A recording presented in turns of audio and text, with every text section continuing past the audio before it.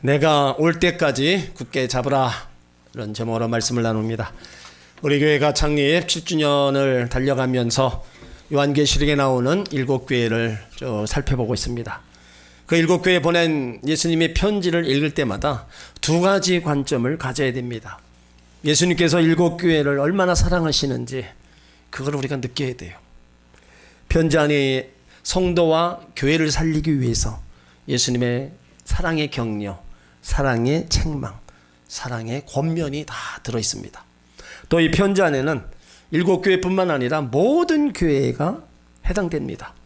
편지 끝에 귀 있는 자는 성령이 교회들에게 하시는 말씀을 들을지어다. 한 교회가 아닙니다. 이 지상에 있는 모든 교회에 하시는 말씀입니다. 그러므로 하나님의 자녀로서 말씀을 잘 듣고 행하는 자가 되시길 바랍니다. 그래서 하나님 기뻐하시는 성도가 되시기를 주의 이름으로 축원합니다. 오늘 투아디라 도시는요, 인구가 약 2만 5천가량이 되는 작은 도시입니다. 넓은 평야이면서도 땅이 비옥해서 축산업이 발달된 곳이에요. 이 도시에 특히 유명한 것은 길드라는 조합입니다. 공장에 취직하려는 사람들은 먼저 이 조합에 가입해야 됐고, 사업을 하더라도 조직에 가입해야만 했습니다. 조합원들이 이방 신전에서 자주 모임을 가졌는데, 모일 때마다 자기의 사업을 위해서 이방신에게 제사를 먼저 드립니다. 그리고 나서 회식을 해요. 그러다 보니까 그들이 먹는 음식은 우상에게 바쳐진 고기들이었어요. 이런 자리는 하나님 믿는 사람들에게 신앙 양심상 참여하기 힘든 자리입니다.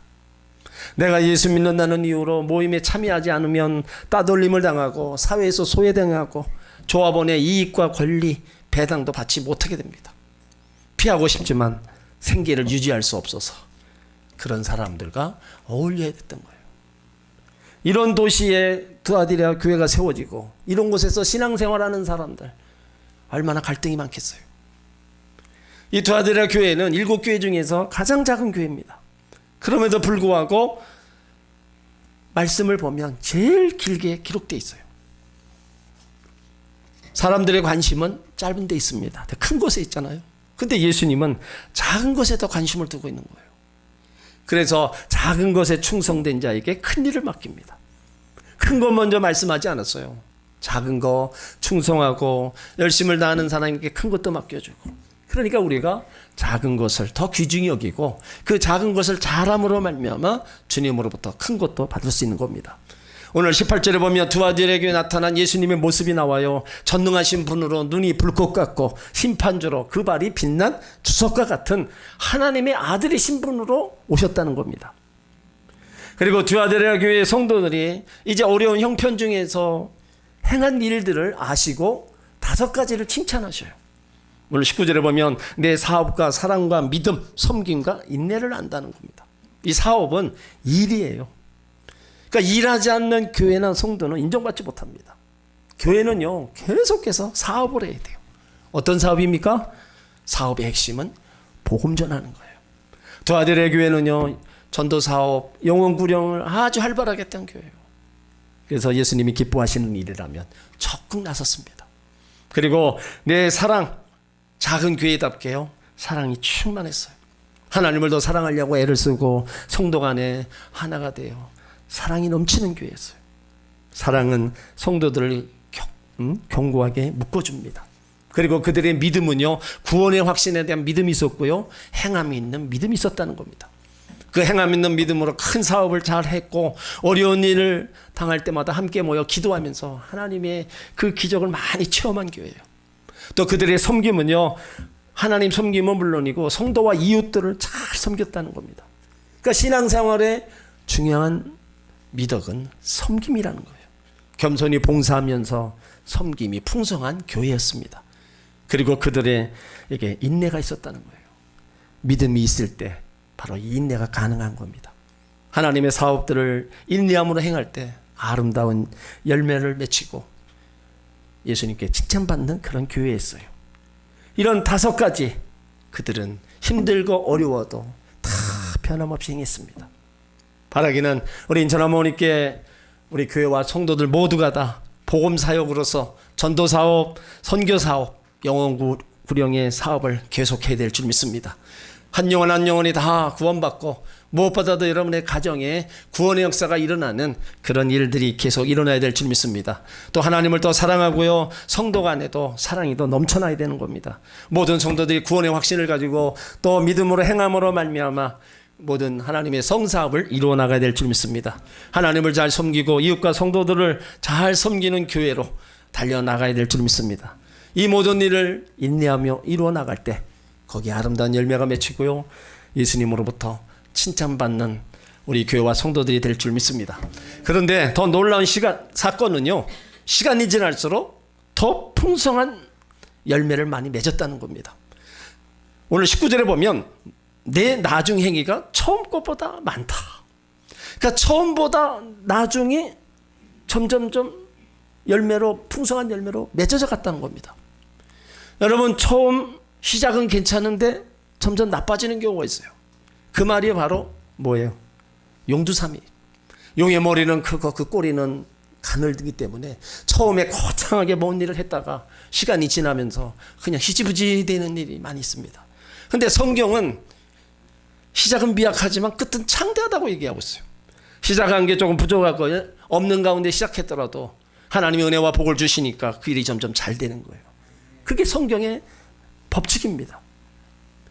여러분들의 하는 모든 일 어떻습니까? 점점 나아지고 있습니까?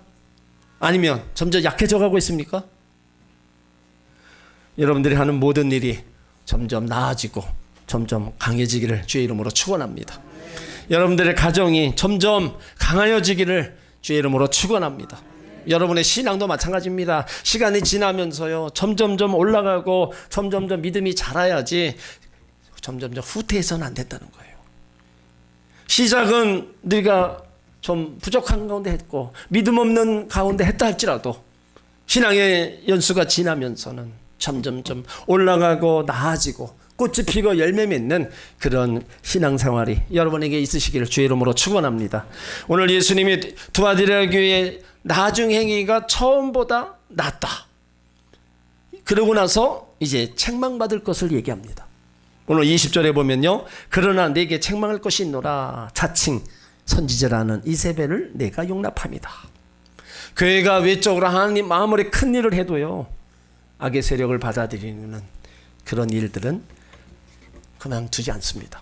책망하셔요. 칭찬하시고 책망하셨어요. 잘한 일은 잘한 일대로 인정해 준 겁니다. 그런데 너희들이 고칠 거가 있다. 그거까지 고치라는 거예요. 오늘 책망받은 게 뭐예요? 이세벨 같은 여인이 교회에 들어왔다는 거예요. 성도에게 악한 영향을 끼치는 그녀를 이세벨이라고 부릅니다. 근데 이 이세벨은 구약에도 나와요. 구약의 이세벨이 이스라엘 백성들에게 악한 영향을 끼쳤어요. 열왕기상 16장에 보면 이세벨은 이스라엘 여자가 아닙니다. 이방 나라 여인이었어요. 이스라엘 7대 9과 결혼해서 왕비가 됩니다. 근데 결혼하면서 자기 나라에 있던 그 우상과 그 문화들을 다 갖고 들어왔어요. 그러면서 이세벨은 아우방을 뒤에서 조종합니다. 우상을 섬기도록 그 정책을 다 바꿔요. 그런 가운데 바알의 사단과 아세라 목상을 만들어 자기뿐만 아니라 모든 백성 우상 숭배하게 하고 간음하게 만들어버린 거예요. 그러니까 오늘 두아딜에게 나타난 여인도 많은 사람들이 하나님을 떠나게 만들고 우상 숭배하게 만들고 간음하게 하여 넘어지게 만들었다는 겁니다. 그런데 이 이세벨 같은 이 여인은 처음에는 그러지 않았어요. 처음에는 모든 면에 있어서 모범을 보여주었고 열심을 다했습니다. 그러다 보니까 모든 사람이 주목을 받는 거예요. 그러다 시간이 지나고 나서 자기 본색을 드러나는 겁니다. 자기 스스로에게 대하여 말하기를 자칭 하나님의 선지자다. 내가 하나님의 선지자다. 그런데 이 두아디라 교회는 이세벨의 거짓 교훈을 용납했다 그랬습니다. 그냥 놔둔 거예요. 그녀가 교회에 들어오자마자 교회가 혼란해지기 시작합니다. 한 마리 미꾸라지가 물을 혼탁하게 만든 것처럼 거짓 선지자가 교회를 완전히 뒤흔들어 놨어요. 여러분, 거짓 선지자, 지금으로 얘기하면 이단이도 그들이 교회에 들어와서 처음에는 모든 일에 열심을 다하고 숨어 있다가 시간이 지나면서 한 사람 한 사람 포섭을 해서 완전히 그 교회 하나를 이단으로 만드는 그런 일들이 지금 일어나고요. 개인뿐만 아니라 교회 전체를 다 우상단지로 만들어버리고 교회 전체를 다 이단들이 와서 점령하는 그런 일들이 벌어지고 있어요. 그러므로 우리가 신앙생활 하면서요, 정말로 이단에 대해서 분명히 확실하게 해야 돼요. 어중간하게 거기 꾀임에 넘어가서 패가 망신해서는 안 된다는 겁니다. 그래서 그런 것들을 뭐예요? 조심하라는 거예요. 그 이단 선지자가 행한 게 뭡니까? 20절에 보면 그가 내 종들을 가르쳐 깨어 행음하게 하고 우상 제물을 먹게 하는도다. 두아디라에 발달되었던 각종 조합에 가입한 사람들에게 제사 지나게 하고 우상 음식 먹게 하고 그 의식 가운데 벌어지는 성적 문란에 참여해도 된다 가르치는 겁니다. 성도들이 조합 의식에 참여하고 우상 제물을 먹는 것은 전혀 죄가 아니다 가르칩니다. 생계 유지를 위해서 더 나은 생활을 위해서 세상의 습관과 표준을 따를 뿐이다. 그러니까 이 그녀의 주장은 예수님의 권위보다 세상의 권위를 더 위에 두는 철저히 현실주의적인 것을 가르치는 겁니다. 우리가 이 제사와 우상의 제물에 대해서 한번 생각해 봐야 돼요.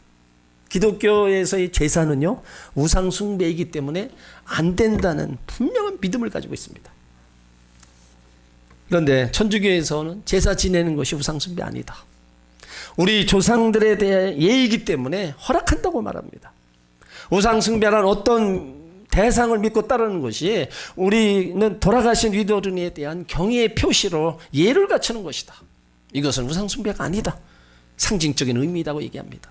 또 우리나라 전통이라고 얘기해요. 원래 제사란 말 자체가 없었어요. 근데 조선시대에 유교의 영향을 받아서 그때부터 시작된 겁니다. 여러분, 돌아가신 분을 기억하고 그분의 가르침과 뜻을 기리는 거 나쁜 게 아닙니다. 그러나 유교에서 비롯된 제사는요, 분명히 여러 절차가 있고 죽은 사람의 혼배기, 귀신이 거기 있다. 그렇기 때문에 거기에 절하는 겁니다. 돌아가신 부모님을 생각하고 싶으면 온 가족이 모여서 생각하세요. 형제들 같이 나누면 돼요. 근데 거기에 절은해서는 안 된다는 겁니다. 그것은 부모님에게 절하는 것이 아니라 귀신하게 하는 것이기 때문입니다. 제사를 안 지내면 조상신이 노에서 벌을 내려주신다는 등, 제사를 잘 지내면 조상신이 기뻐서 후손들을 잘 살게 하신다는 거, 여러분 그런 거 아예 생각지도 마세요. 죽은 부모님이 와서 차려진 음식을 먹으러 오는 게 아닙니다. 돌아가신 부모님이 귀신이 되지 않습니다. 사람은 죽게 되면 육신은 썩고요, 영혼은 주님 앞으로 가든 지옥으로 가든 가게 돼 있어요. 우리 형제들이 예수 믿지 않아서 제사 문제로 갈등하신 분이 있다면 여러분 먼저 하나님께 기도하셔야 됩니다. 명절이나 부모 돌아가신 날을 기억하며 형제들이 제사 드리지 않고 하나님 앞에 예배 드릴 수 있게끔 예수 먼저 믿는 여러분들이 그 일을 앞장서 나가야 돼요. 오늘 두아디라 교회 성도들에게 우상 숭배로 혼란스러워할 때 이세벨이 그들의 고민을 풀어줘요. 우상 숭배는 하나도 걱정할 게 없다. 신도 아닌데 우상 앞에 바쳐진 음식 먹는 거 무슨 문제가 되느냐. 사람 앞에 깨끗한 사람이 되는 게 아니라 깨끗하게 되는 건 육체가 아니라 영혼이라고 가르쳐줍니다. 육체는 어떻게 되든지 영혼만 깨끗하면 된다고 얘기하고 있습니다. 이것이 바로 영주주의 이단의 이론입니다. 잘못된 가르침 교회 안에 그 행위를 우리는 분명하게 여러분 척결해야 돼요. 여러분들이 신앙생활하면서 개인적으로 접하는 그런 모든 이단 사설들과도 철저하게 여러분들이 떨쳐버려야 된다는 겁니다. 그렇지 않으면요 금방 오염됩니다. 죄는요 무엇보다도 빨리 오염시켜요. 사람의 몸에 바이러스에 의해서 질병을 걸리는 것처럼 인간을 영혼을 병들게 하는 것은요 이기심과 변명입니다. 하나님보다 나 자신을 더 사랑하는 이기심, 하나님 앞에 꾸며대는 변명, 이런 것들은 우리 영혼을 다 병들게 하는 거예요. 오늘 하나님은 죄인을 용서하시기 위해서 이제 용서의 길을 열어놓으셨어요. 회개하라는 거예요. 회개의 길을 주셨다는 겁니다. 그러나 회개하지 않는 것이 문제라는 겁니다. 잘못을 고백하기보다 거기에 대한 변명이 있다는 거예요. 오늘 21절에 보면 또 내가 그에게 회개할 기회를 주었을 때 그 음행을 회개하고자 아니하도다. 이세벨은 다른 사람의 영혼을 망친 장본입니다. 근데 그 사람에 대해서 하나님은 회개할 기회를 주시는 거예요. 그러니까 우리가 생각하기를 이런 여인에게는 회개할 기회도 주지 않고 지옥에 보내야 될 거다. 우린 그렇게 생각할 수 있어요. 근데 하나님은 회개할 기회를 주시는 겁니다. 그런데 이단에 빠진 사람들은요, 화인 맞은 양씨처럼 깨닫지 못하고 회개하지 않는다는 겁니다. 그 회개하지 않는 이세벨 같은 여인에게 22절에 볼지어다 내가 그를 침상에 던진다 그랬습니다. 침상에 던진다는 건요, 질병을 통해서 징계하시겠다는 거예요. 그러니까 구약에 나오는 이세벨도 실제로 원수에 의해 창밖에 던져진 처참한 심판을 당하고 죽임을 당하는 불행한 여자였어요. 여기 두아디라 교회 이세벨도 질병으로 징계하신다는 겁니다. 그냥 놔두지 않는다는 거예요. 그리고 이세벨에게만 벌하는 게 아니라 이세벨의 꾀임을 빠져 죄를 짓는 성도들에게도 책임을 물으신다는 거예요. 그러더불어 간음하는 자들도 회개하지 않으면 환난 가운데 던지겠다. 이세벨에게 속은 사람들, 이단에게 속은 사람들, 책임이 있다는 겁니다. 여러분, 속이는 사람이 나쁩니까? 속는 사람이 나쁩니까? 몰랐기 때문에 내가 죄를 지었다. 아닙니다. 우리가 마귀에게 속아서 죄를 지었든 다 내가 잘못한 거예요. 주님 앞에 말할 게 없습니다. 내가 행동한 것에 대해서는요, 내가 책임을 져야 되는 거예요. 신고 거두는 법칙은요, 자연 만물에만 있는 게 아닙니다. 하나님 앞에도 분명히 있어요. 그렇기 때문에 내가 한 행동에 대해서는 분명히 내가 책임져야 된다. 사람은 괜찮다고 하지만 하나님이 뭐라고 말씀하시는가가 중요하다는 겁니다. 오늘도 이세벨 같은 거짓 선지자들이 있어요. 자신의 이익을 위해서 성도를 이용하는 자들입니다. 성도들을 천하보다 귀한 영혼으로 보는 것이 아니라 자기의 목적 달성을 위한 도구로 생각합니다. 그러니까 우리 개인이나 교회, 이세벨 같은 이런 악을 용납하지 말아야 된다는 거예요. 23절에도 보면 우리가 우리 죄를 자백하지 않으면 행음한 자들뿐만 아니라 자녀들까지 죽일 거라고 경고하고 있습니다. 나에 대한 행동의 책임이 당대에서 끝나는 게 아니에요. 내 잘못이 온 가족에게 영향을 끼칩니다. 특히 가정의 영적 상태가 온 가족에게 영향을 끼친다는 거예요. 그래서 가정 안에 우리 아버지들이 믿음의 가장이 되어야 될 이유가 여기 있습니다. 출애굽기 20장 5절로 6절에 보면 그것들에게 절하지 말며 그것들을 섬기지 말라. 나 여호와 너희 하나님은 질투하는 하나님인즉 나를 미워하는 자의 죄를 갚되 아비로부터 아들에게로 3, 4대까지 이르게 하거니와 나를 사랑하고 내 계명을 지키는 자에게는 1000대까지 은혜를 베푸느니라. 하나님 사랑하고 하나님 잘 섬기는 자에게 1000대까지 은혜를 주지만 하나님 섬기지 않고 우상 숭배하면 3, 4대까지 저주를 내리신다는 거예요. 부모가 믿음으로 순종하면 자녀들에게 축복의 통로가 될 수 있어요. 하지만 불순종하면 자녀들에게 저주의 통로가 될 수 있습니다. 이건 분명히 성경 말씀하고 있는 거예요. 그리고 23절에 보면 모든 교회가 나는 사람의 뜻과 마음을 살피는 줄 알라. 내가 너희 각 사람 행한 대로 갚아주리라. 예수님은 우리의 모든 것을 아시고 다 보시고 살피시는 분이라는 겁니다. 그래서 행한 대로 갚아주시는 분입니다. 행위에 따른 보응이 남김없이 하시는 분입니다. 로마서 2장 6절에도 하나님께서 각 사람에게 그 행한 대로 보응하시되 참고 선을 행하여 영광과 존귀와 썩지 아니할 것을 구하는 자에게는 영생으로 하시고 오직 당을 지어 진리를 따르지 아니하고 불의를 따르는 자에게는 노와 분으로 하시리라. 예수님은 너희 각 사람의 행한 대로 갚아준다. 여러분, 그러므로 우리가 어떻게 살아가야 될까? 이것은 나뿐만 아니라 나와 연관된 가족들까지도 다 영향력을 미치는 겁니다. 오늘 24절에 두아디라 교회 많은 사람 성도들이 세상과 타협하고 적당히 타협하고 세상의 유혹에 따라갈 때 믿음을 지킨 소수의 사람들이 남아 있습니다. 24절에 보면 두아디라에 남아 있어 이 교훈을 받지 아니하고 소위 사단의 깊은 것을 알지 못하는 너에게 말하노니 다른 짐으로 너에게 줄 것이 없느라. 이 사람들은요, 이세벨의 교훈도 받지 않았고 회식에 참석하지도 않았습니다. 조합원의 권리와 이익 배당 받지 못했고 사회로부터 소외되고 따돌림 당했습니다. 근데 예수님은 그들을 사랑하셨어요.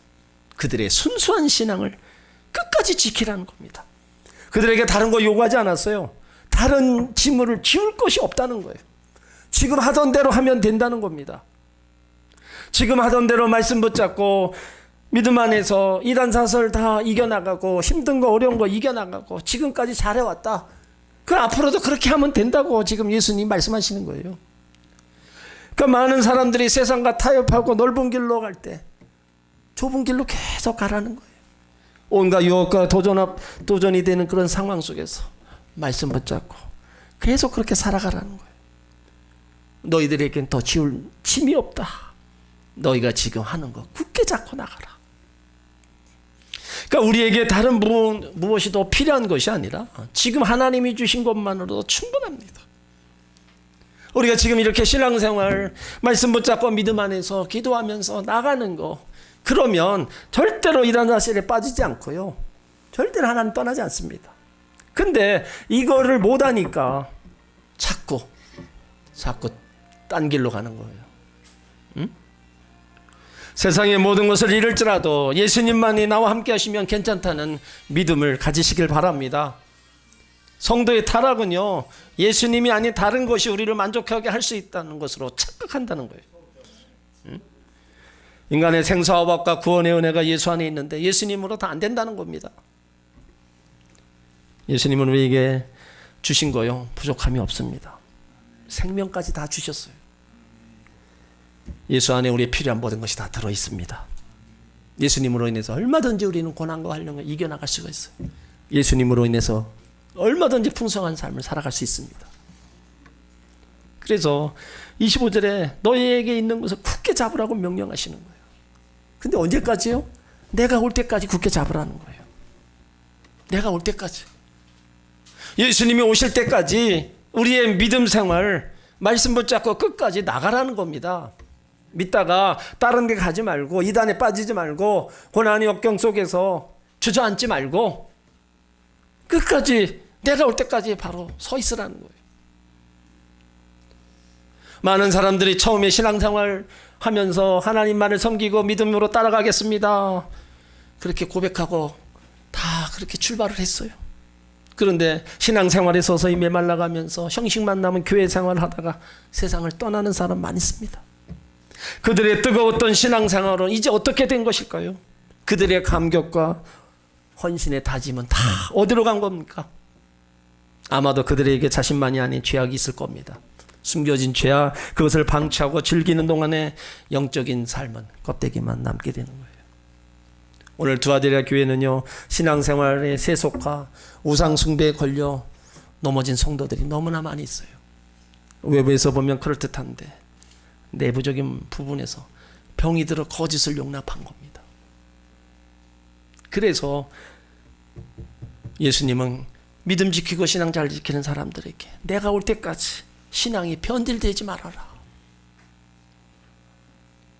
저는 우리 인천하모교회 성도들, 이단 사설에 빠진 성도들 하나도 없습니다. 매 주일 출석이 90% 이상 다 교회 나오세요. 저 바라기는 모든 성도들이 다 온전한 주일 성수하면 좋겠어요. 주일날 이것저것 이유되면서 하나님 전을 멀리하고 세상으로 나가서 그렇게 살다 물들다 보면 나도 모르는 사이에 다른 거 붙잡고 따라가다 보면 이단에 넘어가고 신앙생활 다 포기하는 겁니다. 그렇게 해가지고는 우리가 주님 앞에 서겠습니까? 예수님이 오늘 당부하시는 거예요. 내가 올 때까지 신앙이 변질되지 말아라. 그리고 끝까지 붙잡고 이기면 보상이 있다는 거예요. 오늘 계시록 2장 26절에 이기는 자와 끝까지 내 일을 지키는 그에게 만국을 다스리는 권세를 주리니 그가 철장을 가지고 저희를 다스려 질그릇 깨트리는 것 같이 하리라. 나도 내 아버지께 받은 것이 그러하니라. 이기는 자와 끝까지 내 일을 지킨다는 건요, 하나님 바라보고 말씀 붙잡고 믿음을 지킨다는 겁니다. 24절에 나와 있는 믿음을 지켜서 거짓 선지자들의 교훈을 받지 않은 성도들이에요. 이런 이긴 성도들에게 만국을 다스리는 권세를 주신다는 겁니다. 우리가 살아가면서 핍박, 고난 겪을 수 있습니다. 그런데 그런 것들은 영원한 게 아닙니다. 지나가는 거고 잠시 잠깐이에요. 중요한 건 심판날에 성도들이 쇠로 만든 지팡이로 만국을 다스리며 악인들을 질그릇같이 깨부순다는 거예요. 이기는 자에게 만국을 다스리는 권세를 예수님이 약속하고 계시는 거예요. 그렇기 때문에 우리는 장래에 누릴 영광을 바라보면서 지금의 이 당하는 고난도 이겨나가야 되고 유혹도 이겨나가야 되는 겁니다. 그리고 만국을 다스릴 뿐만 아니라 28절에 새벽별 대신 예수님 자신을 우리 가운데 주신다는 거예요. 그러니까 예수님은 이기는 자에게 새벽별이신 자신을 우리 가운데 주시겠다 약속하고, 주는 저 산 밑에 빛나는 새벽별, 가장 큰 상급은 예수 그리스도를 받는 겁니다. 오늘 두아드리아 교회 주시는 말씀은요, 나에게 주시는 말씀입니다. 지금도 신앙생활하면서 많은 이들이 이단 사실에 다 넘어가고 있어요. 그걸 못 이기고 괜찮겠지 하고 빠져가는 사람이 너무나 많이 있다는 겁니다.